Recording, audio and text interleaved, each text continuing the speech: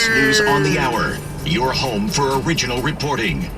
I'm Matt Piper in New York. Some big testimony today in the trial of former Minneapolis police officer Derek Chauvin. The police chief says Chauvin's actions on the day of George Floyd's death were not a part of the department's training. Minneapolis Police Chief Madera Arredondo says former officer Derek Chauvin did not use reasonable force when pinning his knee on George Floyd's neck. That is not part of our policy. That is not what we teach, and that should be condoned. He added that the more than 9 minutes it took place was not police policy. Once Mr. Floyd had stopped resisting, and certainly once he was in distress and trying to verbalize that should have stopped. Lisa Mateo, CBS News. To Florida, where state and local leaders fear an imminent collapse of the retention pond at the former Piney Point phosphate processing plant in Manatee County.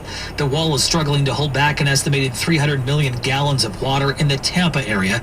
County Director of Public Safety Jacob Sauer. The two original pumps installed to operate in 4 major lines and a significant number of other smaller pumps are also currently moving water mechanically out of the seepage site. President Biden, joined by First Lady Jill Biden and the Easter Bunny, all wearing masks, at the White House today, saying an end to the pandemic is within sight. As we celebrate the renewal of this season, we know that long-for dawn is almost here. The White House was forced to scrap its traditional Easter egg roll for a second straight year.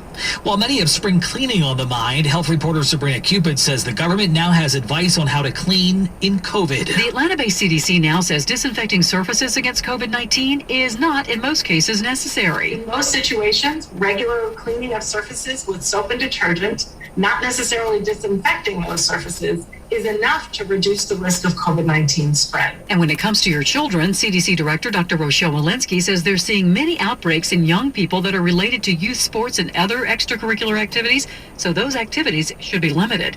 Sabrina Cupid for CBS News, Atlanta. Russia's Vladimir Putin has signed a law allowing him to serve at least 2 more terms. Russia expert Beth Noble. Instead of allowing presidents to serve just 2 presidential terms, the changes to the Russian constitution zeroed out the previous terms for Vladimir Putin and former President Dmitry Medvedev. The law Putin just signed merely puts into action the changes that the Russian people themselves approved last year. A good day on Wall Street. The Dow gained 374, NASDAQ up 225, S&P gaining 58.